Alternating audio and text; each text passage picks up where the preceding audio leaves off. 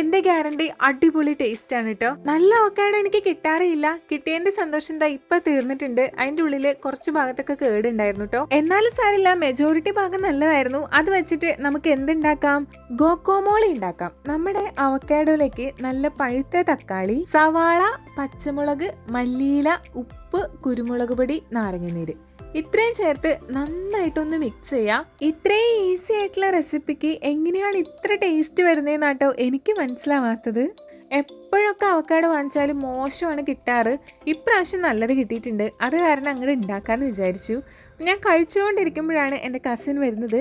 എൻ്റെ പപ്പയുടെ അനിയൻ്റെ മോളാണ് കേട്ടോ. ഞാൻ ആദ്യമായിട്ട് ഉണ്ടാക്കിയ റെസിപ്പി ഒരാളെ ടേസ്റ്റ് ചെയ്യാൻ കിട്ടിയപ്പോൾ എനിക്ക് നല്ല സന്തോഷമായിട്ടോ. അവൾക്ക് എന്തായാലും നല്ലപോലെ ഇഷ്ടപ്പെടുകയും ചെയ്തു. അപ്പം നിങ്ങളൊന്ന് ട്രൈ ചെയ്ത് നോക്കൂ കേട്ടോ.